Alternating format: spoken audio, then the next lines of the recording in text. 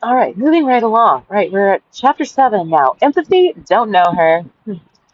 I want to be really catty on this one. It's a struggle to remain kind when discussing these people, and here we are at empathy, the ability to understand the feelings of others even when you're not feeling them yourself. When you win, you can imagine how the loser feels because you would have felt the same way if you lost, right? Narcissists can't understand how slash why other people eat foods the narcissist hates. The fuck makes you think they care about your discomfort, your achievements, or your wins? All right, so the first attribute of this diagnostic criteria is they can't read your mind. I've read quite a few papers, articles, blogs, rants, raves, and explanations online while writing this book. Sometimes it's legitimate research, sometimes it's just curiosity about whether or not other people have taken note of some peculiar behavior that I've noticed seems correlated with NPD. One thread on Quora struck me as particularly useful, especially for this criterion. The question is, and here's the footnote that's just the link of the conversation, right? The question is, what is meant when people say that narcissists see other people as extensions of themselves? The first answer, usually the most popular one, was great. It compared narcissism to the attachment of an infant to their mother.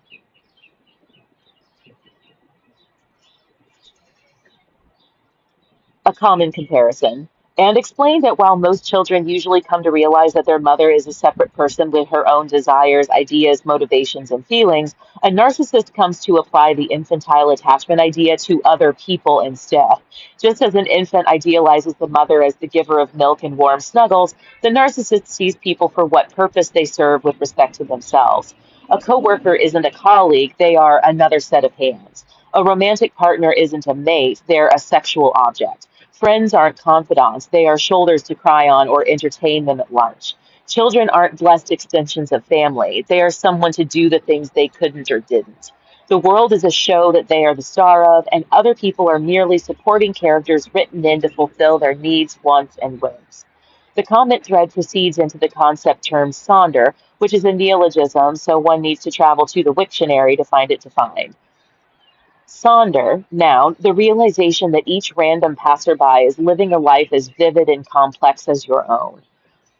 Following the original answer, there is a comment from a young woman who claims she has an inability to grasp that there can be more than one valid point of view for any given topic, no matter how subjective. Music is the example that was used to request an elaboration from her. So, yet another commenter asked if she is familiar with Sonder, which he defined, to which she replied that the very thought of the idea of Sonder is freaky. Other users latched onto the conversation, and it proceeded with the majority of posters indicating that they first experienced the phenomena of Sonder as a child, peppered with a few posts from users claiming that the concept has never even remotely crossed their mind. It seems even from, and when they said that, they didn't mean that like this isn't really like an aspect of my experience that I've never thought about. They meant that like it had never even occurred to them before to even like think of people this way. Right. So like I remember when I was reading this and I was thinking to myself, like, I guess I've never taken stock in the fact that I recognize this about other people. See, like the fact that there seem to be a lot of people that recalled like having this kind of epiphany sort of experience when they were around in kindergarten or like first grade, that all these other kids are like people just like me. And they having their own, whatever, blah blah blah blah blah, right? But the people that I just wanted to make that clear that like when I'm mentioning that the people who were saying that they had never experienced like that it had never even remotely crossed their mind, that it had never they've never even thought about this aspect of experience and other people's experience. Like I often have what I've thought of as more of a dissociative experience, where there's moments where it really dawns on me how strange it is to be me while other people are also having the experience of just being them in their bodies, and that why am I me, and how like that's an experience that everybody is like supposedly having, allegedly, right? Presumably, everybody is feeling about themselves the way I'm feeling, right? Like I'm seeing the world out of my eyeballs, and like right now I can see my hand, but I can't see my own nose and mouth. You know what I'm saying? Like, and then like, but everybody feels that way as they're experiencing the world, and like. how weird it is that like I'm me when I could have been like somebody else. That like that there's a lot of people that don't experience that. They just experience themselves as like a character that's moving about the world, and other people are just like props on the set. And they never really think about how weird it is to be themselves as an individual, nor the fact that other people have that experience too.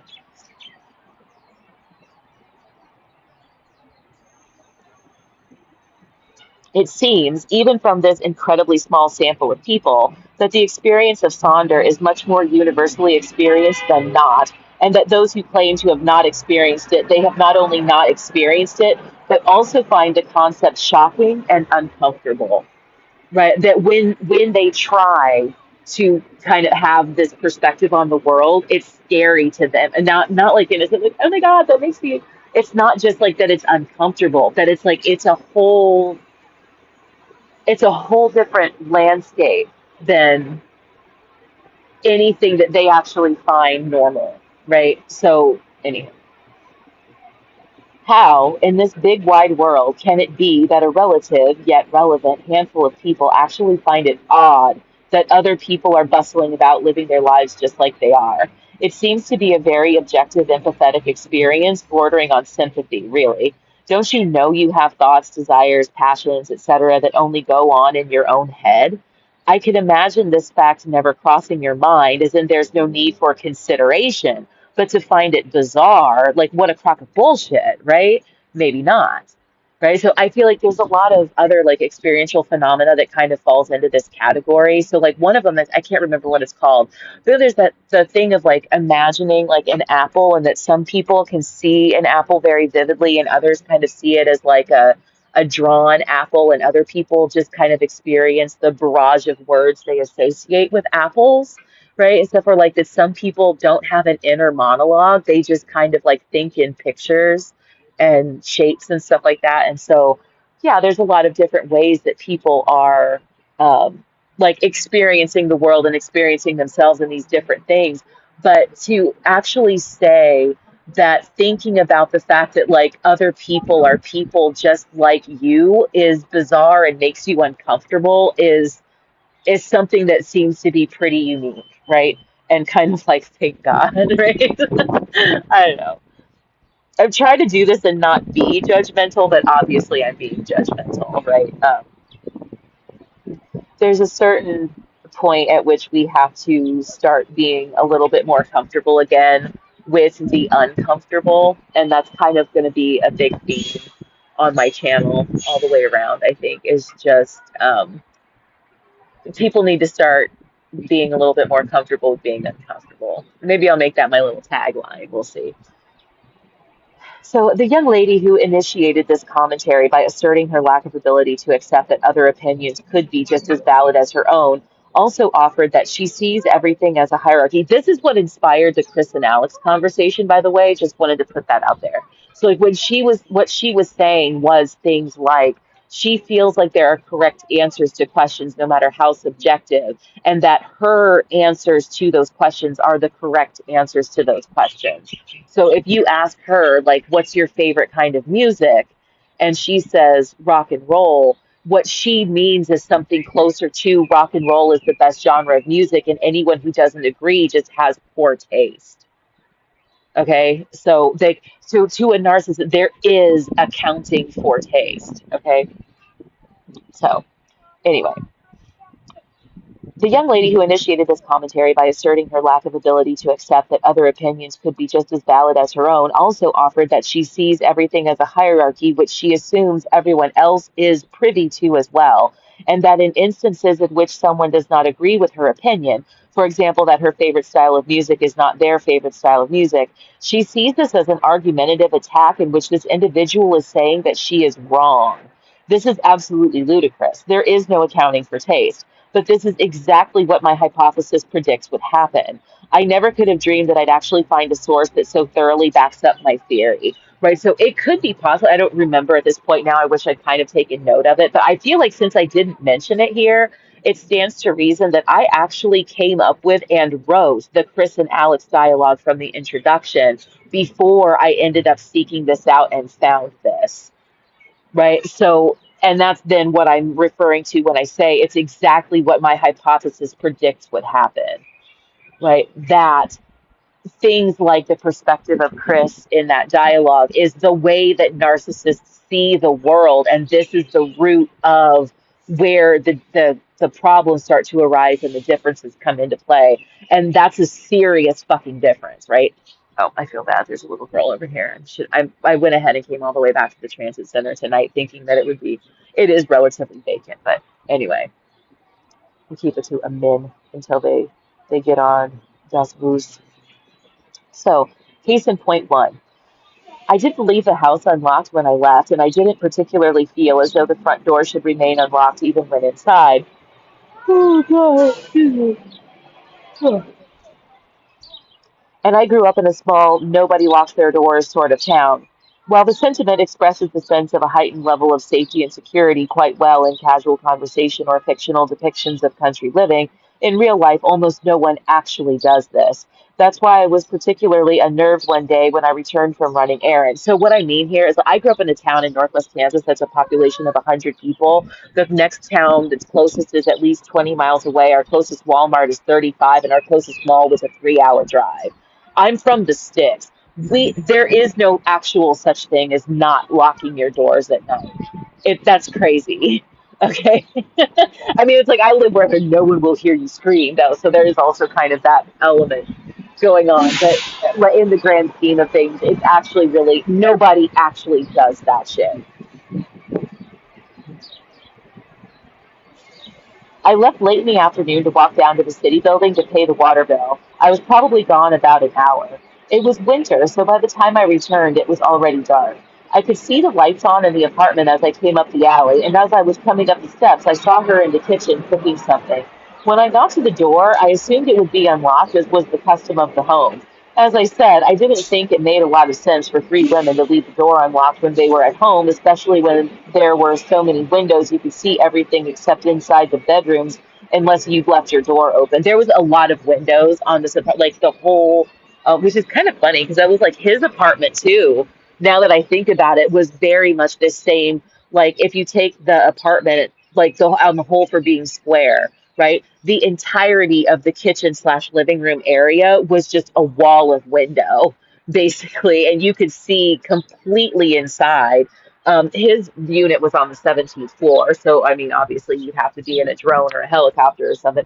But for us, it was on the ground floor, so it was like even more or less. So because this was in Kansas, right? There's basements. So the building that we lived in was only four big apartments, and there was two in the basement slash bottom floor and then two on the top, but the bottom floor, like their door to their apartment was like on the street level and then would probably went downstairs immediately as you would go in the door, and then our door was up a small like one flight of stairs outside, and then so like the bottom floor was like 4 or 5 feet above ground level to the floor, right? I don't know if I'm articulating this well or not. So, like when you were walking by, the windows are too high up to just look over and see inside the apartment. But once you were like up by the door, whatever, like you could see inside, right? Okay, so anyway, my point is, so as I'm coming around, like coming down the alley and then around the corner, I can see that she's in the kitchen doing something from like the shoulders up, right? And thinking that because someone's at home, the door will be unlocked because that's usually the way it is, even though don't, I don't necessarily think that that makes a whole lot of sense, right? So, like I said, I don't leave the house unlocked when I left, and I didn't particularly feel as though the front door should remain unlocked even when people were inside. Okay, so like to me, the door should always be locked. It doesn't matter if someone's home or not, because that's weird. Like, because if someone's going to break in your place, they're going to break in. Why would you leave your door unlocked? Okay, this is just, I don't know. Maybe I'm alone on that, but that just seems odd to me. But anyway, When I got to the door, I assumed it would be unlocked, as was the custom of the home. As I said, I didn't think it made a lot of sense for three women to leave the door unlocked when they were at home, especially when there were so many windows you could see everything except inside the bedrooms unless you left your door open. Our third roommate had locked herself out on a previous occasion and had to climb in through the bathroom window, also unlocked. I refuse to say we locked her out for the very reasons that follow in this story.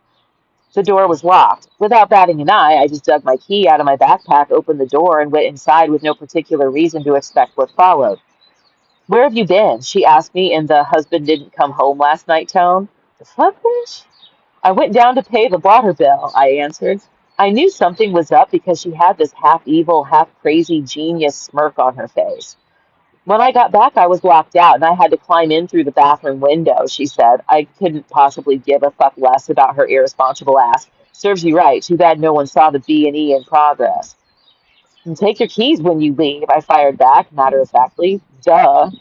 My memory gets fuzzy from here because, as I said, I couldn't give a fuck less that she was upset when it was her own damn fault for being locked out of the house, though I seem to remember there being some attitudinous blowback from her along the lines of not knowing that I was going to be leaving.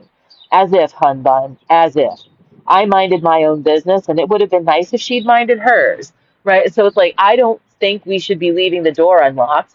I have a right to come and go as I please. I don't answer to you. And when I left and came back, if you were locked out, that's your own fault for not taking your keys. Now, their bathroom was the larger bathroom with the bathtub. I think I had explained that in one of the previous ones about her and Brooke sharing the bathroom, right? So their whole bathroom, the wall that was faced the outside of the apartment was all a bunch of windows that were kind of just they were like the like unlatch it and push out kind of windows, and they were never locked either, so you could just push the window in or pull it out. And on the ground right outside their window were the like central air conditioning things, so you could just crawl up on top of one of those, push the window open, and climb back into the apartment. And so, like I said too, there'd already been an incident in which Brooke had to also do this herself. So you see what I said? Both of these roommates were kind of irritating. They were both a little immature in this way. It's like, take your keys when you leave so that you can get back in and out of the house because no one has a reason to tell you everything they're doing and everywhere they're going. But now I look back on this and I'm like, maybe this was supposed to be some weird, she thought it would be a teachable moment about something going on in the Twilight Zone casino, and I don't have any idea what she's actually talking about. And the more that people try to shove down my throat hints of whatever it is that they're talking, I'm never going to understand you, right? You're speaking gibberish, right? It's kind of strange, huh? This is a shining example of not being able to comprehend that other people have independent lives and that no one is an authority or psychic when it comes to what other people will do. It was quite outlandish that she seemed to think that because she had left me at home alone that I would not go anywhere while she was gone, and, being similarly psychic, would know that she hadn't taken her keys if I did leave. What was I supposed to do? Right? Oh, I'm home alone and these brats don't take their keys, so I guess I can't go anywhere until one of them comes back. Fucking Christ. I wonder if she stood outside in the snow, banging on the door, screaming for someone to come open it for her. I wouldn't be surprised. Right. I wouldn't be surprised if she'd actually just tried frantically to get me to come to the door when I wasn't even at home. Now, there was a point that I had kind of thought, and this is one of those where the Twilight Zone casino thing even gets a little bit weirdly far-fetched to me, but I am also though like, well, maybe it's not as far-fetched as I'm thinking it is. Because if you listen to Light Traffic, you know that I mentioned that when I was living with him in the mornings, he would go down for coffee and then come back up, and he kind of, we chit chat. If someone asked him to like help them with something or whatever, and he was going to leave and come back, he would say like, hold on, like, I'm going to go help so and so with such and such, I'll be right back. And I could never figure out what I was holding on for. Like, what am I supposed to be waiting for you to get back? Like, it doesn't make any sense, right? So similarly with this situation, like, like, apparently like when you're gone or when you were gone, I was supposed to know that I'm not supposed to go anywhere, or perhaps I was allegedly supposed to be doing something, like hold down the fort for me while I'm gone. Like if you were playing a game, like let's say, like I said, like I like thinking of it in terms of it being a casino, right? Let's say in that moment, she's the blackjack dealer at the Twilight Zone casino. She's asking me to take her place while she goes and does what she's doing. So when she gets back to the Twilight Zone casino, right, when she gets home, slash back to the Twilight Zone casino, I'm supposed to be there because I'm supposed to be dealing blackjack in the Twilight Zone casino, right? I'm supposed to be doing whatever she thinks I'm supposed to be doing, and I don't even know what she's talking about. So there was a point, and this is another thing too, kind of like with my whole life, even like online and stuff like that. I rarely come across other people that I know in real life. Maybe this is a normal like situation or whatever, but like between like being a member of like popular Facebook groups and being pretty active on X and social media in general, or like even like with political stuff, it's like if like the House legislature posts a story about something that's going on, I can go through all of the comments and not see a comment from a single person that I actually know in real life. I've once or twice I've ran into somebody in comments of popular pages that I actually know in real life. Even wandering around, like wherever I've lived, I don't run into people that I actually know, like ever. So there was this day when when I was at work in college. I worked at Panera, and I was working one day, and one of my professors came in and bought some stuff, whatever, obviously. And I usually was the bakery opener, so I was always like slicing a shit ton of bagels and like making coffee drinks and the whole fucking nine yards. So he came in one morning and we chit chatted for a few minutes or whatever and went back and like blah blah blah blah blah. So as far as the whole element of all of this and the whole like I think people think that like how I said, like I don't have my credentials. Like I don't know even where, like I don't even know that the Twilight Zone casino exists to even want to gain access, to think I should have credentials, to know what those credentials are, to actually be in the casino, right? There's several levels and layers of behavior, right? That I like that go from actually actively like being the person they all think that they are conversing with online undercover in these various, anonymous profiles, right? So like I said, think of the Twilight Zone casino as being like a social media website, like a Reddit or like a Facebook group or something like that, but everybody is not presenting themselves as they're real, right? Or it's like a group of people on Twitter or something like that, right? That I'm supposed to be Barbie 9000, right? But while Barbie 9000 was actively participating in the Twilight Zone casino, I was at work at Panera Bread, verified. I'm the one that made and sold this person their coffee. They know it's not me. So like if she's thinking, well, I when I left, Lila was supposed to be the person, she's supposed to be Bratz Doll 2013 and knows that I'm leaving to go to the store, and so she needs to stay here while I'm gone, and then she gets back and I'm not there. Well, now, like, well, I know that you're not actually Brat Stall 2013 now. I don't have any fucking idea what this exchange is other than this brat, this actual brat. I hate using that term to describe her now because brat is cool now, but this undemure piece of trash is like too immature to take her keys and is now trying to give me shit for leaving the house. All right. So like I said, it's like sometimes it's like I feel like whatever was going on, whatever the Fight Club, whatever the fucking Twilight Zone casino, whatever the fuck it is that's going on, I don't know a lick about it. But these people are convinced that they can have deep conversations with me about it. And it's weird. Okay. Case in point two. He had no consistent, identifiable pattern when it came to understanding when or if he could be heard, nor how loud or obnoxious he was spontaneously to himself. Before you say that it makes sense because he's hard of hearing, just let me hard stop you. It's not. It has everything to do with seeming to believe that he's so worthy of attention that no noise canceling headphones can stop the sound of his voice from reaching my ears. Even after several attempts to explain to him that I was wearing them to block out the sound of the traffic outside, and his random outbursts that I don't think he realized were even out loud, and therefore I could not hear him when he spoke. He insisted that he knew this, then continued to speak from where I noticed he had been speaking to me instead of starting over. He'd routinely talk when I was wearing them as though when I hear the wah wah wah wah of the Peanuts teacher, I would give a fuck and take them out to pay attention to him. He thought he had my constant, undivided attention. Therefore, I concluded that it was the mere concept of having to get someone's attention before being attended to that was completely foreign to him. He demonstrated this when he came through the door as well. I heard him begin hemming and hawing and hee-hoo-hooing as soon as he opened it, even when I was been behind the door. And oh my gosh, what happened here?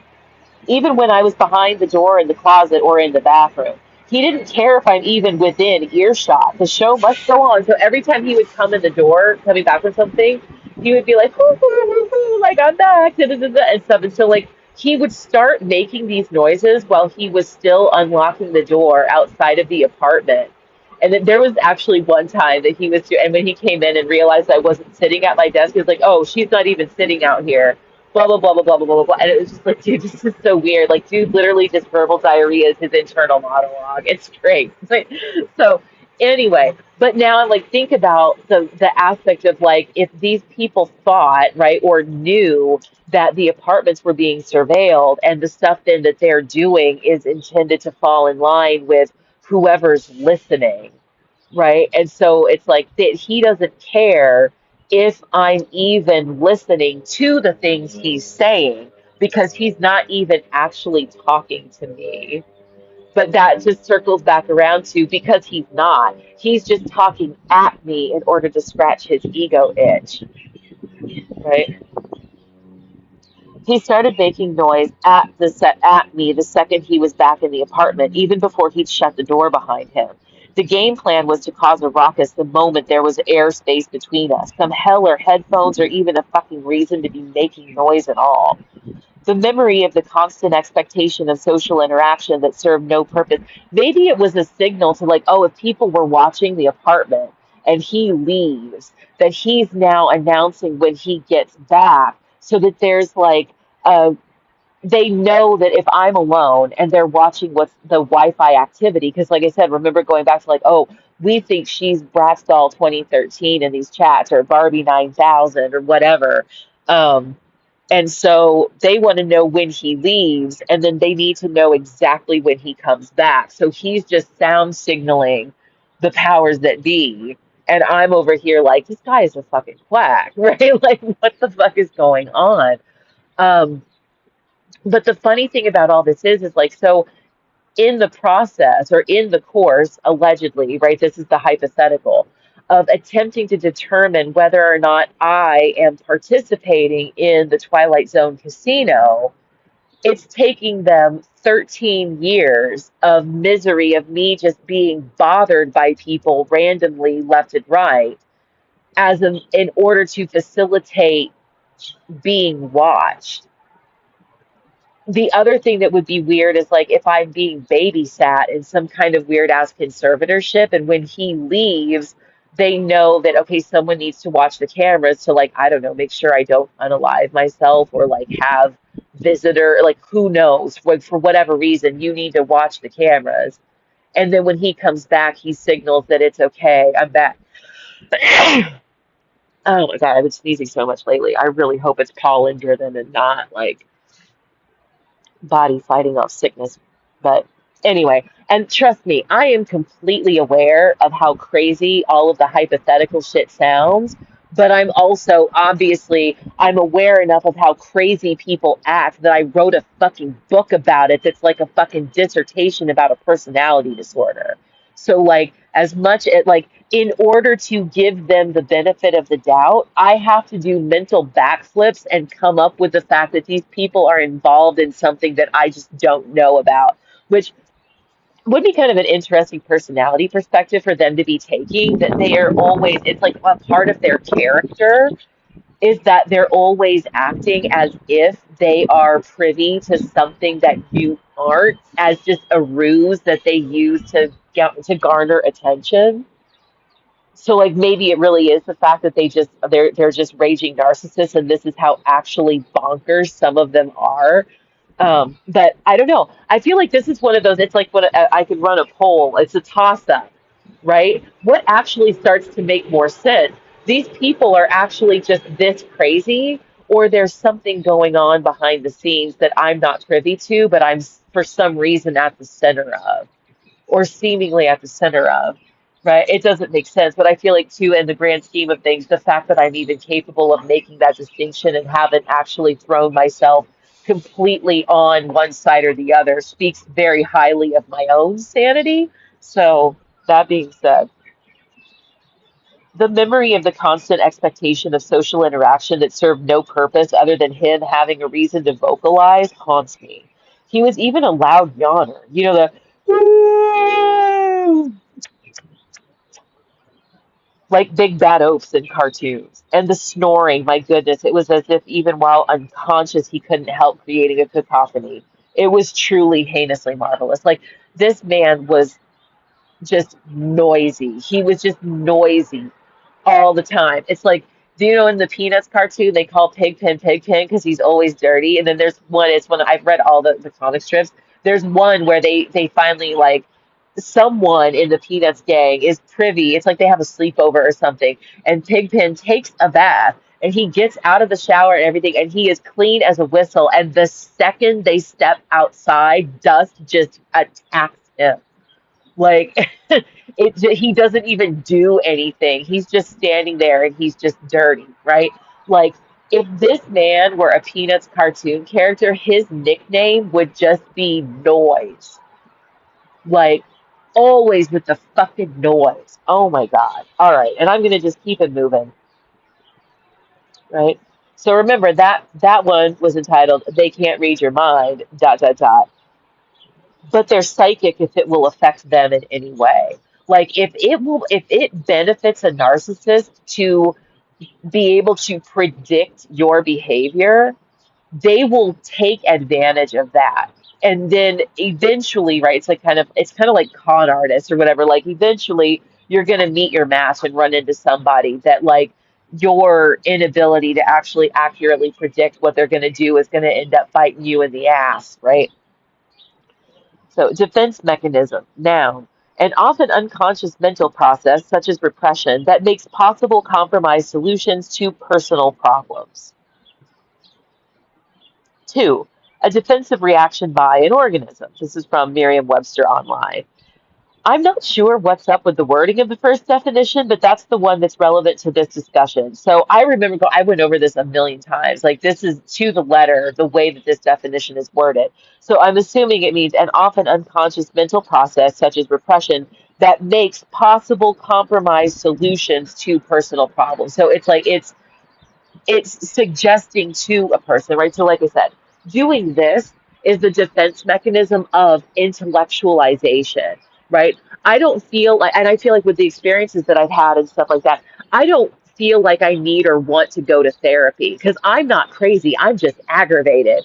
I'd rather talk my shit and get my story out there and be like, dude, what the fuck is going on? And am I the only one that's feeling like they're on the receiving end of some crazy bitch like Twilight Zone casino fight club shit? Like, or is it just, whatever? I'd rather tell my story and be able to just talk it out than to like go sit in a room privately with another person that I'm paying a shit ton of money to do the exact same thing. So I feel like I'm going to continue with this project, and then moving forward with Raisa, I'm going to just go back to the beginning and tell a lot of aspects about my life at first. And then ultimately, the goal is for Raceline to become a more structured program about particular aspects, kind of like the difference between the journals and the anecdotes in Light Traffic. So, like, at first, it's going to be kind of just like some personal run through sort of stuff. And then I'll start actually doing like scripted, like thoughtful research, pointed topic sort of content, right? But anyway, so that being said, defense mechanisms, DMs, are what people use to protect themselves from negative emotions, both internally and externally. Sometimes it's just telling yourself that making TikToks about your disgust with a political issue is helpful because you're too lazy to actually participate in a grassroots movement or run for office. That's denial. Sometimes, right? So I'm sorry, but and no, sorry, no, sorry. And it, no, it sounds harsh. And everybody's voice is valid to do. It's like it's not my fault that the defense mechanism is called denial. But what it say is like that you're kind of deluding yourself, though, if you think that just shouting into the void is actually doing anything. I always feel like this about people who fat shame and stuff like that, because it's like if you actually think that going online and just talking shit to people, like if you're really this concerned about the health and well-being of the community as a whole as a result of the existence of fat people, why don't you go like volunteer with like the Red Cross or like try to get more people involved? Like, why wouldn't you start a let's begin getting active, like fresh, like beginners exercise? Let's just get together and walk 8 laps at the park group going. Like, why don't you actually like do something productive instead of just sitting around like shouting into the void about it and just being randomly shitty to people online about stuff, right? That for some reason we've got a lot of people now who are basically just self-soothing, scratching itches and online doing things and like thinking that they are, actually like making a difference and contributing to the, being part of the solution and stuff like that. And it's like, no, you're actually still just kind of, you're just in the audience, right? Like imagine people that like go to the they go to the Rocky Horror Picture Show every year and they go in costume and they know the lyrics to all of the songs. That doesn't make you a part of the cast, bitch. That doesn't mean you were in it, right? Oh, this weekend I'm gonna go be in the Rocky Horror Picture Show. But no, you could imagine a situation in which someone might have erroneously come to believe that the Rocky Horror Picture Show is when this movie is shown and everyone in the audience is wearing costumes and singing along. They don't realize the movie is just called the Rocky Horror Picture Show, right? And then the rest is just audience participation, right? That they're just a little confused, right? But then we seem to have a lot of people who are actually mistaken and think that doing things like making TikToks about how much they hate a particular aspect of American life or whatever, what have you, is actually doing something, right? Like you don't like I want to see the guy that Nancy Mace was cussing out for asking her if she planned on having any more like I feel like this isn't even political. It doesn't even matter what side you're on. Dude ran into his senator and just tried to politely ask her if she was planning on having any more town halls soon. And she bit his head off, like, I just want to be off on a Saturday afternoon to buy face wash at the fucking CVS. Like, bitch, just say yes or no. Why was she so defensive? That was super fucking weird. So it's like, I want to see that man run against her whenever she comes up for reelection. Just out of spite. Like, do it, man. Just do it. Just out of spite. Run against her for that shit because that was crazy. But anyway, and that being said, like I said, like I know that that's some sort of like high horse soapbox, but like you're living in denial if you think that your behavior as just a random person as sitting at home is actually doing anything. Okay, like everyone who's following you could be Russian bots. Right, you might not even actually have an audience. Like that whole like internet is dead theory. Like you make no one, you could have nobody listening to you, but you think you have like 100,000 followers. and there's not a single actual motherfucker in the bunch. Or maybe they are all real people, but not a single one of them. Like they could all be in Africa. I feel like people in Africa are very active online, and they seem to also like a lot of people in foreign countries everywhere seem to be very into American stuff right now. But so I'm not picking on Africa. It's just what popped into my mind first. And like, right, you could actually have 100,000 followers. You are the most famous American politics creator in Nigeria, though. The problem is not a single member of your audience actually has like a vested interest in what you're talking about. Like none of them are voters, but you're not influencing anything, right? And whatever, right? They and all of those followers might just think you're really good looking. Maybe they just like the sound of your voice, right? You have no fucking idea why people watch your channel, why people think you're interesting, that any of these people are even real or in the relevant jurisdiction of discourse, right? You don't have any fucking idea. You want to know when you have a fucking idea, right? When your ass puts your name on a ballot, right? When your ass starts a local, we're going to do the 5K next fall group, right? When you start, when you write a cookbook of low calorie recipes and then give it out for free to every person at your local gym, regardless of their size, but low key, you really just want fatties to learn how to cook healthier meals. You can keep that to yourself and still do something that actually benefits people.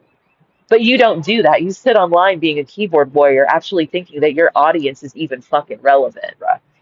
All right, done. Sometimes it's writing a book about your personal experiences to ascribe meaning or purpose to an inherently shitty situation, which is intellectualization.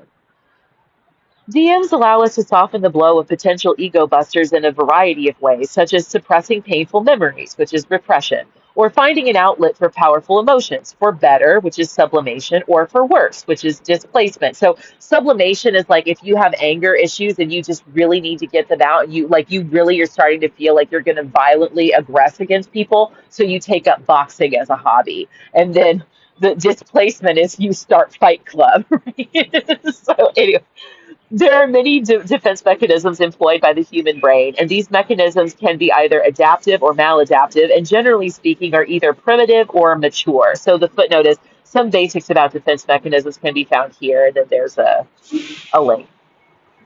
This NPD diagnostic criterion refers to a very popular primitive defense mechanism often employed by teenagers and narcissists: reaction formation. Reaction formation is when one encounters an unpleasant stimulus and counters it with the equal and opposite reaction, like when you run up to your arch nemesis at the high school reunion, gushing that you're happy to see them.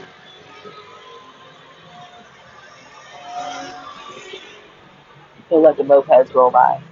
I'm still shocked though. Whenever I listen back to, like, I could literally, like, there could be a bus 10 feet away, and it really doesn't pick up on these microphones. But I can't even hear myself when the bus is sitting here. Like that's so wild to me. So anyway, reaction formation is when one encounters an unpleasant stimulus and counters it with the equal and opposite reaction. Like when you run up to your arch nemesis at the high school reunion, gushing that you're happy to see them. This primitive defense mechanism can be useful in a fake it till you make it sort of way, but it's often an obvious attempt to keep negative emotions at bay. I mean, come on, what good is an arch nemesis if they don't know they're your arch nemesis? Those emotions eventually come gushing out, often in humiliating ways. It's why this trope is so common in comedies. Has there ever even been a sitcom that doesn't have at least one episode dedicated to a high school reunion? Right? This is a really, really good comedy trope. That's why it's ubiquitous. The fact that this DM is primitive lends itself to this tendency because as one ages, one usually finds that it is quite transparent, usually because you come to see it when others do it. Reaction formation is essentially just bullshitting.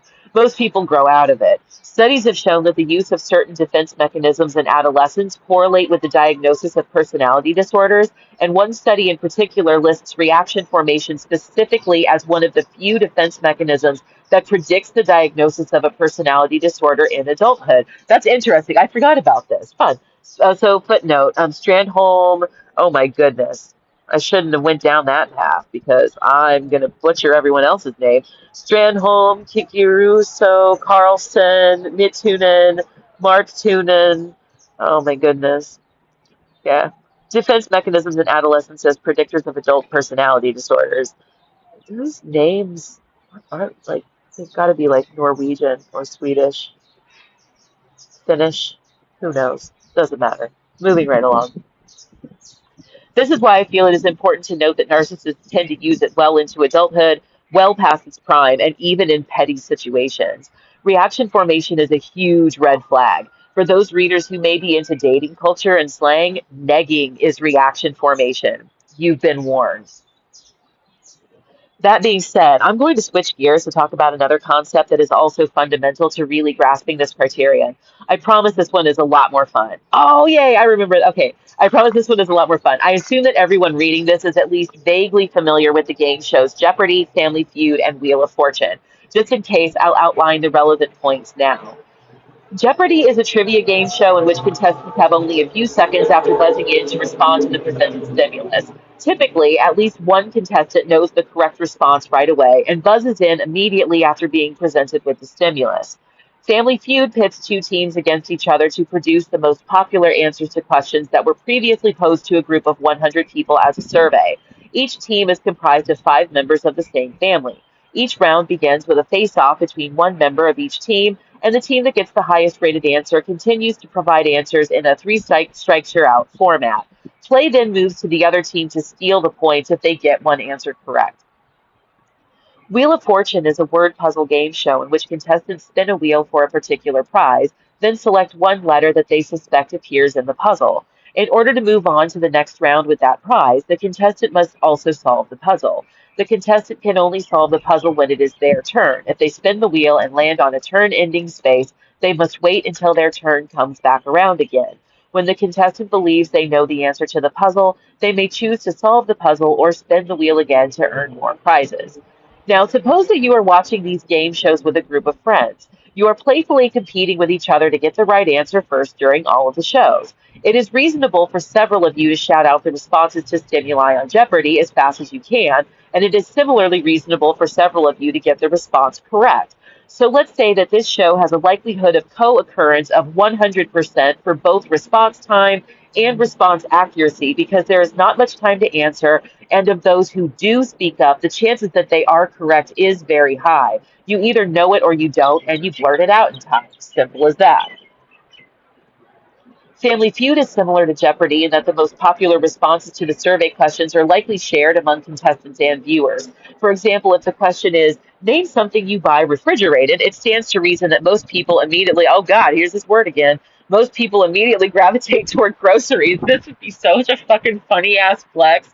I need to count how many times I use the word grocer, right? And so I catch all of the instances how many times I used the word grocer in just my like 200-page dissertation book alone, just in making just a common argument against narcissistic people. But anyway, that most people immediately gravitate toward groceries like milk or eggs, with room for a few niche outliers like fishing bait and certain medications. There's also room for multiple correct answers. So let's say that this show has a likelihood of co-occurrence of first responses of 100% with respect to time and approaching 100% for overall accuracy of response. It may not be the most popular answer, but the likelihood that someone's initial gut response will be on the board is likely 100%, with an additional likelihood of simultaneous number one answers immediately following the stimulus of somewhere between 50 and 100%. The likelihood that everyone knows the most popular response right off the bat is very high, but the game gets exponentially more difficult after that, right? And statistically, like more diverse, right? As you whittle it down to the less popular responses. Okay. A game like Wheel of Fortune is especially interesting when discussing NPD because it creates the perfect storm for explaining this diagnostic criterion in more detail. The game is paced much slower than Jeopardy and Family Feud in that the puzzle is much more mysterious. Filling in the blanks in order to find a solution is a cooperative effort among the contestants, and participation is governed in a random fashion. The likelihood of co-occurrence of a simultaneous accurate response from multiple participants is highly unlikely, but not completely improbable, due to the amount of time involved in solving the puzzle and the fact that multiple correct responses may be possible at any given time. Think of all of the viral Wheel of Fortune moments that occurred in early 2022. It seemed like everyone on the planet knew the right answer except for the three contestants multiple times over the course of about a month. If everyone had been watching the show in its entirety, people would have guessed the puzzle at varying stages, not all at once. But the answer to the puzzle is something everyone could get eventually. For example, it would be completed for you once you called all 26 letters. Then you just need to be able to read it. So the footnote here is it's a YouTube video, and it's titled "Military Guys on the Wheel Can't Say Regis Philbin and Kelly Ripa." It's hilarious because like they all, it's like they know what it is, they just don't know exactly what their names are. So instead of continuing to spin the wheel and guess letters, they just keep trying to get the puzzle and they just can't. It's hilarious. Jeopardy is like a one-off interaction with another individual that requires very little empathy and virtually no intimacy. All you have to do is be equally familiar with the situation itself, and everything goes off without a hitch. Think checking out at the grocery store. As long as you have money and the cashier can operate the register, you can leave satisfied. 100% efficient accuracy. Family Feud is like an ongoing chain of interactions with another individual with whom there is an established, understood amount of familiarity. This type of relationship occurs in families, obviously, and school, work, volunteer organizations, hobby groups, and the like. Anywhere you find people interacting with a pre existing common ground, you find a relatively pre established intimacy that facilitates individual empathetic interactions. So back in the grocery store again, the person bagging the groceries does not need to tell the cashier not to fling the eggs across the bagging area, and the cashier does not need to tell the person bagging not to put hot and cold items into the same bag. I never thought that we would live to see the day where the President of the United States might not actually be able to grasp this example. Like, think about that.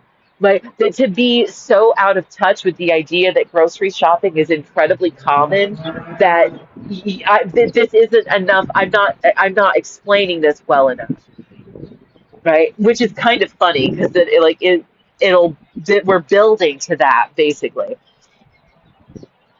There is a certain amount of respect associated with the positioning of the employees that does not need to be explicated, and also, as a result, certain hierarchies can be ascertained by others associated with the scenario. You wouldn't hand your money to the person bagging the groceries. Additionally, just to round out the example, if you did try to hand your money to the person bagging the groceries, their reaction would likely alert you to your mistake. There would be no need for them to tell you they aren't the person to hand the money to. Someone would just tell you who to hand the money to. Right. So, like in that situation, right, like you're bagging groceries, the customer tries to hand you the money instead of the cashier. You wouldn't say, "Oh, no, I don't take the money. Hand your money to the cashier." You would just say, "Hand your money to the cashier," right? Give your money to them, right? You don't need to tell them you're the wrong person. It's implied by telling them to give it to someone else. Okay. Wheel of Fortune is like interacting with a new person that you want to get to know. You have a first impression of what they are about, just like the category information given before each round of Wheel. Every time you spin the wheel and select a letter, you are having an empathetic interaction with this person. Your goal is to achieve intimacy. In other words, solve the puzzle. Sounds pretty straightforward, right? Wrong. For the narcissist, every interaction is one that is comparable to jeopardy, a one off instance of experience with a scary, unknowable other human being. Every topic is a personal topic because they understand everything through this highly personal lens, wherein their perception and attitude about something is a property of the object. Remember when I mentioned back in light traffic and whatever about how one of the things that he would do that was really, really irritating was that we could be having what seemed to be a normal back and forth of a conversation. But if I didn't say exactly what he was expecting to hear, he would say no and then like repeat what he had just said. And then I would have to explain, like, but I don't agree with what you're saying. Right. So like the conversations can move along. But when you're talking to someone with narcissistic personality disorder, right? If you're not giving them the expected, anticipated responses, it's almost like they don't know where to go next. So their brain just says no. Like if you were doing like a programming flow chart, when you get to no, right? Like if you're filling out a form online and something you miss a checking a box and you hit submit, it reloads the page with the little red message at the top saying like this blank is required, and then it's highlighted to for you to check the box, right? That's what dealing with a narcissist is like. there's they're expecting certain things from you, and if you don't give that to them, they tell you no and like to go back to where you fucked up. But to you, you're just having a normal ass conversation, right? If you're playing Wheel of Fortune and you guess a letter that's not in the puzzle, you just have to spin again. You don't get to, you're not out of the game. You don't go back to start, right? They don't erase everything you've already seen and then make you start all over again, right? And the information that letter isn't in the puzzle, it gives you information about them. But when you say something and they just say no, right? It's also kind of like with improvised duet acting when and stuff like with improv when they say like the answer is always yes, because whatever the other actor is presenting you with, in order for the skit to proceed, you have to just go with the flow, because if you say no, they have to now give you a new prompt and that will derail the entire performance, right? So when you're having a conversation with someone with narcissistic personality disorder and you don't say what they think that you're going to say, it'll end the conversation, or it derails things because they don't know what to do with that. But they are the ones who are violating the never say no rule. They're knowing you, right? They're the ones violating the rule.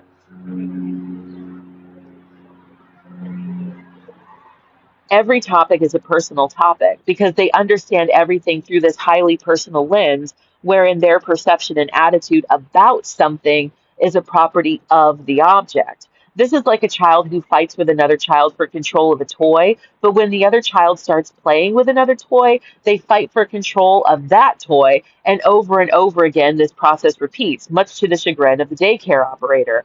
The child that keeps instigating fights insists that the toys belong to them, though all of the children are in a public daycare in which all of the toys belong to the business. This child is equating enjoys playing with a toy with ownership of toy. This improper association of personal attitude with the concept of ownership is, I argue, the fundamental flaw of the narcissist. You may find yourself arguing with the narcissist over your right to your own perspective and prerogative. It is not intuitive for an adult to assume that they are arguing about what they order at a restaurant, for example, the same way they had to fight for a toy with the bully kid in daycare. The presentation of the other person frames the incoming stimulus for the narcissist: boy, girl, young, old, rich, poor, etc. But the content of the stimulus, that person's behavior, is perpetually unpredictable for the narcissist and often misunderstood because they associate their impression of the person or the environmental context with unrelated concepts. Yes, this is an extremely wordy way of saying that they are both judgmental and bad at it. So that they're loud and wrong about other people. Each interaction is a competition to be correct, to survive or to win, to achieve something above the other, to one up during each one off until they are superior. This happens even in familiar situations. Every conversation at the holiday dinner table, every suggestion at every meeting, every bill split during happy hour is an opportunity to be competitive. The only reason to be in tune with what the other person is thinking, feeling, or doing is if it is something that they can steal, improve, or sandbag. NPD is a peculiar type of delusion wherein the person afflicted feels as though their involvement fundamentally changes the situation. It is difficult for others to ascertain where the narcissist sees themselves within the situation because others cannot even begin to grasp what the narcissist envisions the situation is. The narcissist will believe they have a good reason to hand the bagger their money, even after the bagger tells them to hand it to the cashier. Right? They'll insist on doing things that are clearly outside of the social norm in order to support their twisted viewpoint. of the situation or circumstance or experience, right? It's like all evidence to the contrary. They will hold tight to whatever benefits them. So this is what when I just mentioned that about being loud and wrong, right? Remember what I said yesterday in the previous video about the like if we were to remake Clue for the present day and there's 10 speaking roles and someone leaks the allegedly the list of the 10 actors who have been cast to play those 10 roles and now everybody's discussing who they think is who, right? And stuff like that that when dealing with these people, it's like they've put me in the wrong slot, right? So like I said, now let's say it's the Twilight Zone Casino Fight Club, and they think they are cocksure of who I am, right? They are positive that I am G.I. Joe XOXO. I don't even know what the hell is going on, but they are constantly loud and wrong about trying to tempt me and bait me and trick me into outing myself by talking about stuff that G.I. Joe XOXO has said in the Twilight Zone Fight Club Casino.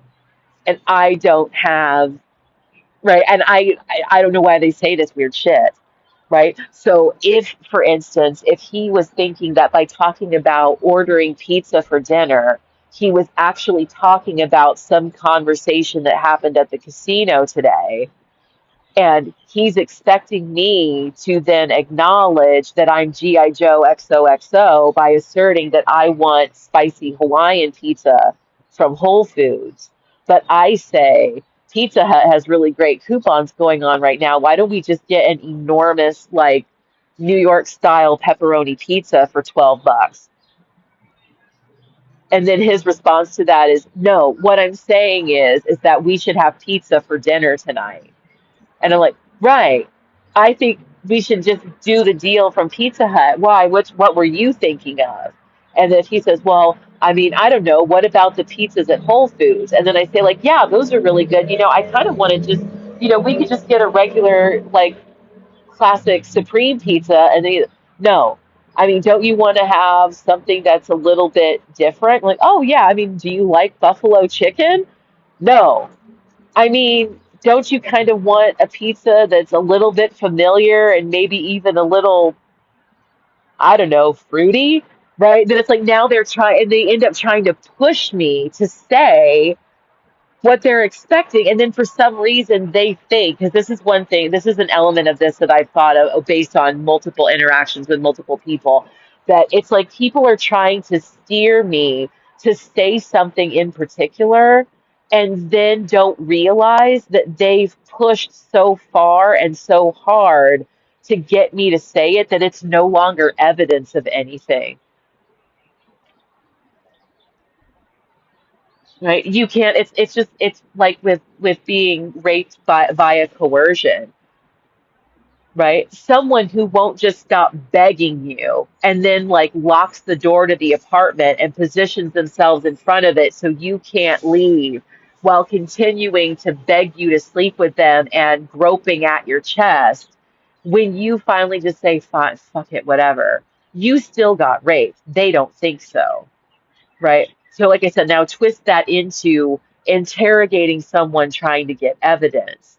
At some point, me, like someone finally just giving in and confessing is just, you've been interrogating me about the murder of a person I've never heard of before for 17 fucking hours. Fine, I killed the bitch. Because at this point, I'm finna kill you if you don't shut the fuck up. Right? It's like the lesser of two evils is that I just confess and hope that moving forward and on the back end, y'all can get some actual fucking evidence, right? Because I just want the questioning to stop. And that's basically like that's where I'm at, right? I just want to be left the fuck alone about this because by now, the fact that I don't have a clue what's going on and I'm not any of these roles should be completely fucking evident, right? How many times, going back to my other example, right? How many times can you ask John Cena if he's looking forward to delivering the flames on my face line before a motherfucker gonna choke you out just to shut you up, right? How much of this do you think you can actually put somebody through before they finally start doing what the fuck I'm doing right now? Y'all lucky I'm just intellectualizing, right? Because that tourist that tried to talk to me while I was eating my lunch outside the library today definitely got a face full of fuck off. Like, I'm literally sick of people trying to just talk to me. It's fucking irritating. All right. Anyway, that being said,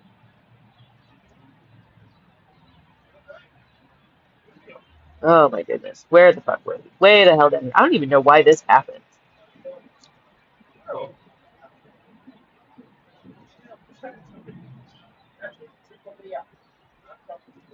Okay, we were at the case in point one, right? Yeah, so like the narcissist will believe they have a good reason to hand the bagger their money, even after the bagger tells them to hand it to the cashier, right? I keep through behavior. I cannot say anything with respect to the Twilight Zone Fight Club casino. I cannot say anything other than I don't know what the fuck you're talking about because I legitimately don't. These people will insist that I do and just keep trying to figure out who I am. It's weird, right? Because, like I said, at the end of the day, that part of the fun should be trying to figure out who the 10 people were cast as, or just like kind of, flex it. I mean, shoots, for all you know, all they actually know is that these 10 actors have agreed to participate in the remake of Clue, and they're going to place them in roles based on the public discussion of who they think should play whom, right? If there's overwhelmingly people think that John Cena should be Mrs. White,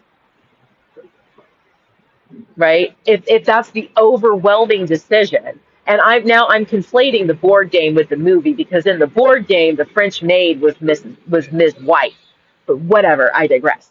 My point being, right? If the overwhelming opinion of the public is that John Cena should be playing Mrs. slash Mr. White and be the person who's murdered all of their spouses or whatever, right? Then that's the role he's going to play, right? If everybody thinks that Scarlett Johansson should be Professor Plum, then that's who she's going to play, right? It doesn't. They haven't been put in any roles. So it's almost like the reason that I'm experiencing the role that I'm experiencing is because people can't shut the fuck up talking to me about it. So, like, because I'm the person that has to be left in the dark, I get to play Try Not to Die on an Island. Everybody hates you. No one even wants to talk to you. Guess you should just go eat worms, right? Thanks, right? Because people thinking that they know that I'm involved in this shit can't stop talking to me about it. I've received the worst possible role to play, the miserable bitch, right? Thanks so much. So glad that I could be, of service to all you fucking prickleholes. So fucking excited to be a part of this fucking project, whatever it is.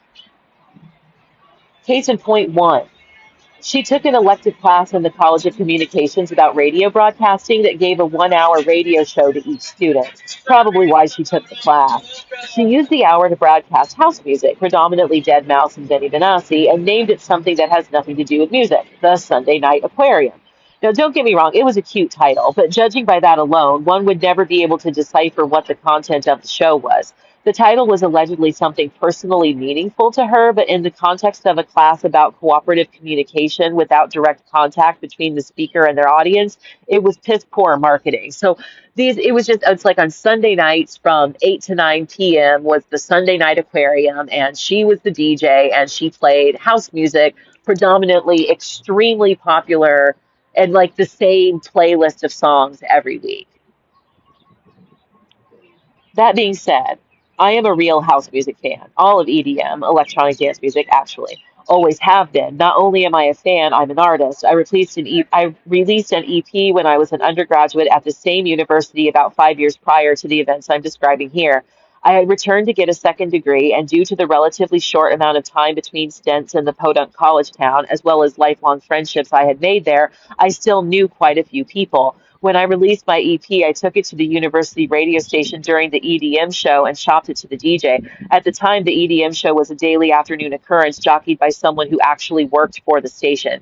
He played my music. It was requested a few times that I heard. For all I knew, he played it every day. And online, I managed to stir up a little following. In the time between then and moving back, I had stepped my game up considerably and was creating and releasing much better material. She knew this. Due to the obscure title of her show and the time slot, her audience consisted mainly of friends and associates that wanted to support her. The number one criticism was that her show was extremely repetitive. She played the same handful of songs every week, never branching out even within the catalog of the artists she claimed to love. I introduced her to new artists and I introduced her to a website. This is the foot long. You've come a long way, baby. Ishkur's Guide to Electronic Music got a major facelift in the 20 teens. You could say it's harder, better, faster, stronger, which this is wild because ishkur.com used to be like a busted ass, like basic HTML coded website. And then it went off the radar for a while, around it like 2013 to 2015. And then it got bought and now it's actually hosted. You can still go to this link, but it'll redirect you. And it's hosted on like a website of an actual like electronic music magazine. I don't remember like which one or like all the specifics, but like it's like fucking nice now. Like it's sweet. Like dude went from a $100 Casio keyboard to a Korg Triton. Like good for him. But this is a kick ass like it's a whole like family tree of electronic music with actual like short samples of songs that are of each individual little um, like all the little subgenres and all this stuff and what it's freaking great, right? So anyway, so I introduced, and then and I introduced her to a website that had a history of the evolution of every genre of EDM with samples of songs that exemplified each genre. She mentioned the website on her show as though she had just stumbled upon it herself. Like it literally, she's like, I was looking for new music to play for you guys, and I stumbled upon this website called ishkur.com. And I remember listening, and I'm like, this bitch knows I'm listening to the radio show. Like this hoe, she didn't even get the X on the end of hoe when I call her hoe. This hoe, Hoe, this garden tool, this broken handle garden tool, literally knowing I'm listening, fucking said that shit. And I mean, now granted, it's low key kind of petty and like kind of weird mean girl shit, like it. But I mean, this was some immature ass shit. But whatever, right? Whatever. So she mentioned the website on her show as though she'd stumbled upon it herself. And she used to beg me to come hang out with her in the studio. And on the one occasion that I did, she spent the time showing me all of the dials and buttons and explaining what they were for. It was a little endearing in a childish wonder sort of way, but a little obtuse considering it was a reasonable assumption that I knew how the equipment worked. But also, like, why would I care? Like, she was kind of describing it as though either she's actually trying to teach me how to run the soundboard or whatever you call it, or as though it was some kind of an exam where she needed to show that she knew how to use this stuff. And it was just really weird. And so now here's the funny thing, right? Now going back to, because I feel like there was a divergence somewhere. I feel like part of the issue was that I was supposed to have been a part of the Twilight Zone Casino Fight Club, but someone stole my credentials. And I think this may have happened more than once. I don't know. Whatever. But this, keeping that in mind, right? Somebody, I feel like that she stole my credentials, was pretending to be me, and they had to do something to send her off on the wrong path. They set her up to be running her own Twilight Zone Fight Club casino, and then got her convinced, right? Somebody pretending to be me had her convinced that I was actually playing her game. And so and she's thinking her game is the real game, and the one where she stole my credentials was a fake game anyway. So, like, that was just the beta test, and they decided to go with me as the lead instead. I'm sorry, Kat. I know that hurts your feelings. Oops, my bad. Woo, my real name is Kat. I've said it in light traffic before. I literally am not really that interested in hiding either, to be honest. So, anywho,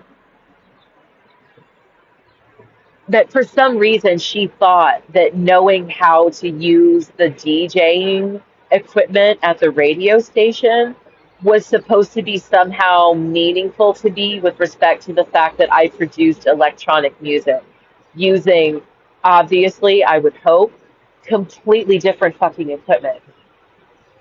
Like, I don't need to know that pushing the red button means you're on the air. What the hell does that have to do with me? It was just really strange. The whole situation was a little awkward for everyone except for her. I wasn't the only one who gave her suggestions, advice, and constructive criticism. The elephant in the room was, as you might have guessed, why wouldn't she play my music on her show? The answer is simple. She wanted me to ask her to. So, I mean, welcome to the, like, insert the opening sting of Britney Spears' circus. I hear that so vividly, right? And it's like, oh my goodness. Okay. So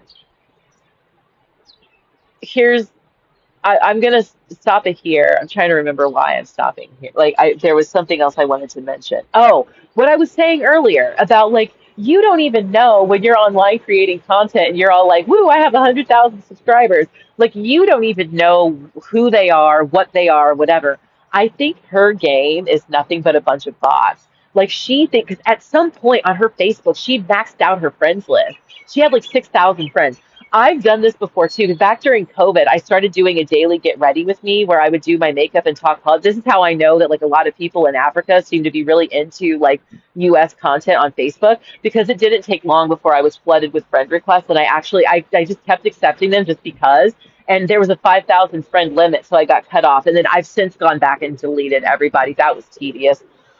But anywho, my point being is, like, there was at what this is like around probably like 2015 era, like the whatever, that she had like this maximum number of friends, and there were just all these people from all over and yada yada yada. So anywho, but all I can think is they got her convinced that the game, or whatever you want to call it, right, that the game where she stole my credentials in order to participate was fake, or some kind of beta test or whatever, and that they had gone ahead and chosen her to be the person that was going to run the real game, and then sent her down a path where everybody in her game isn't even real.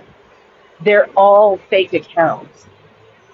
And she actually believes that she's popular and that what she's doing is meaningful, when it's about as useful as sending the husband to go boil water while the wife's in labor, right? It's just something to get him out of the room and out of the way, right?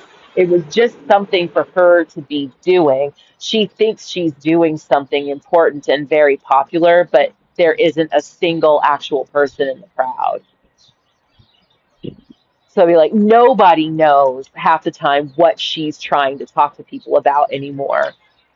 So like, it's not even just you. It's basically, it's everybody. And that some of this stuff that goes on is a lot of people that are involved in the real Twilight Zone casino don't realize that your credentials had been stolen, and that it's not really even you, and that you have no idea what's going on. Um, and so, as much as, like, and that everybody is out of touch and just, is all over the place or whatever, that they don't know that you don't have any idea what's going on. So, like, yeah, like I said, a lot of this is just using my imagination and trying to use the clues and evidence I have at my disposal to solve the puzzle, right? But her, and maybe even him, like, maybe the other thing I thought too is that, like, maybe when they come across somebody that seems to be like this, they send them, like, that's how people get invited to her game. So everybody in her game, or like at her party, has this psychological problem of giving themselves way too much fucking credit. So anyway, I'm just saying, it's kind of like the children's table at Thanksgiving, right? That, like, everybody's invited to Thanksgiving dinner, but if your ass don't know how to behave, we're going to put you outside with the kids, right? And she thinks she's the one in charge of the adults table, but it's actually all the kids that have been relegated to the backyard. because they can't be tolerated.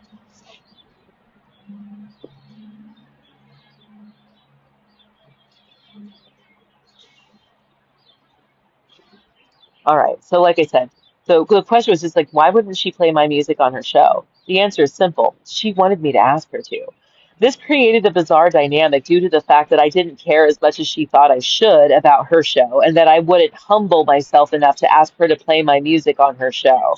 What made the situation uncomfortable for everyone was the fact that this act she deemed stealthily clever was an incredibly transparent attempt to create an awkward situation. The joke was on her, though, because everyone who listened to her show was already familiar with my music. Playing my music on her show would not have allowed it to reach a broader audience, so why would I open that can of worms? If I asked her to play my music, I would have put her in a position of power to be bitchy and not play it.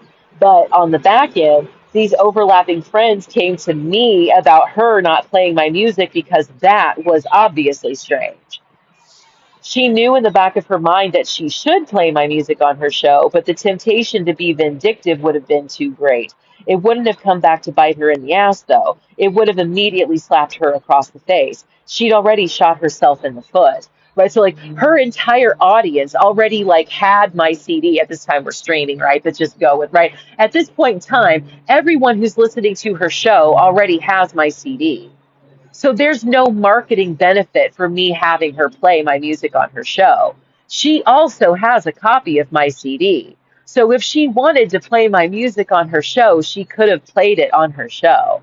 She just didn't, right? Now, but like I said, because I don't even care, I don't care. The fact that I didn't care to ask her drove her insane.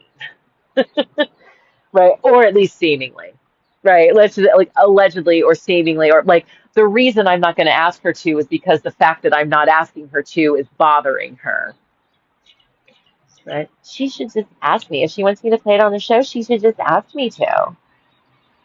No, there's no reason to.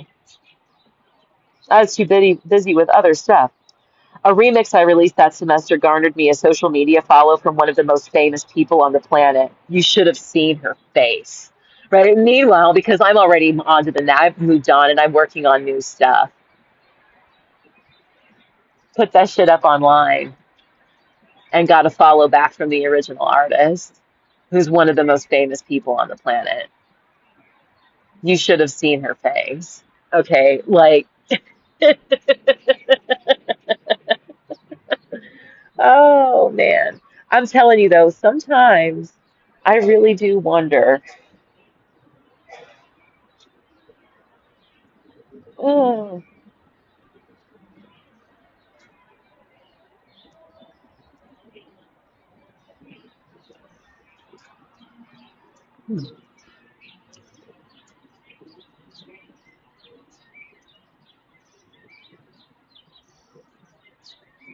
all right. Case in point two.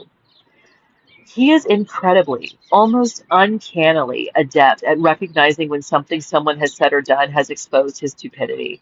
Even though it is suspiciously extraordinary to know everything and to never make mistakes, he has perfected the art of reaction deflection. What this shows me, I suppose, is that he is acutely aware of this fact about himself and has been ashamed of it long enough to develop swift defenses to any external reminders. He got up too fast one morning as the weather was turning colder and got a severe leg cramp. He complained about it being sore afterward, even going so far as to say that he thought he sprained it. Last year, when the same thing happened, he was afraid he had stood up and his leg had broken. He's such a wuss, it's astounding. Literally, his psychological tics are enough to label him disabled. Squishy affect.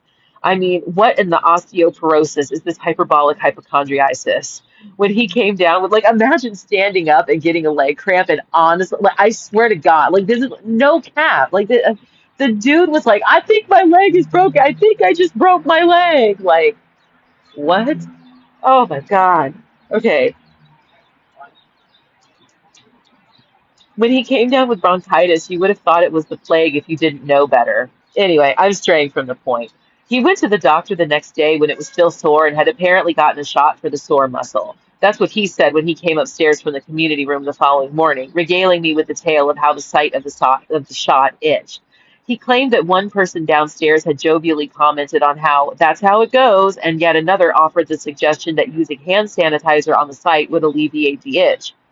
We don't have any of that, so he said, either implying that he wanted me to give him some if I had a secret stash, this was pre-COVID, or lamenting that he was going to itch forever now. Just use rubbing alcohol. There's some in the cabinet under the sink, I replied. Alcohol, that's where I'm going right now. Let's see, where is that alcohol? He quickly replied while digging around for something right inside the door. I could tell that his original intention was a passive request for hand sanitizer. There was actually a bottle of it in the bathroom cabinet, but that's beside the point.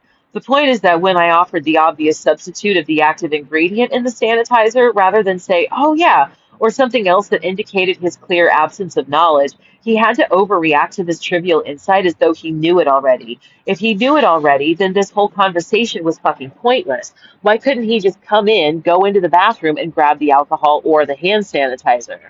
Something similar happened whenever we watched Wheel of Fortune. He would spit out answer suggestions that couldn't be right because the words didn't fit the spaces, or the letters were already in the wrong places, or necessary letters that already appeared in the puzzle were missing from spaces in his offered solution. When I blurted out the correct answer, there would be a brief pause, and then he would re-announce the answer. It was as if he heard me say the answer, took a moment to check if it was correct, and then solved the puzzle himself. This was indicated by his tone and the lack of any recognition or affirmation that I had already offered the answer. He knew that if I called him out about it, he could claim that he couldn't hear me. His response was delayed enough that it's hard to believe that these coincidences were due to his inability to hear me, and it happens so frequently that it isn't statistically plausible that it was a coincidence. Maybe he was trying to save face in front of whoever was potentially watching or listening. For some reason, he must have thought I'd never notice. Or he was taunting me to call him out about it. He could then throw the how dare you know I can't hear tantrum. Once again, this behavior that is deemed undetectable by the narcissist is transparent and peculiar to an observer. Narcissists are keenly aware of external opportunities that make them appear superior to others, or so they think. So on that note, I'm going to call it quits for today. Oh, that's enough. It's been what, like an hour and a half again. That's a good amount of time. I think that's my limit. It's my threshold. So I will see you guys in the next one. Bye.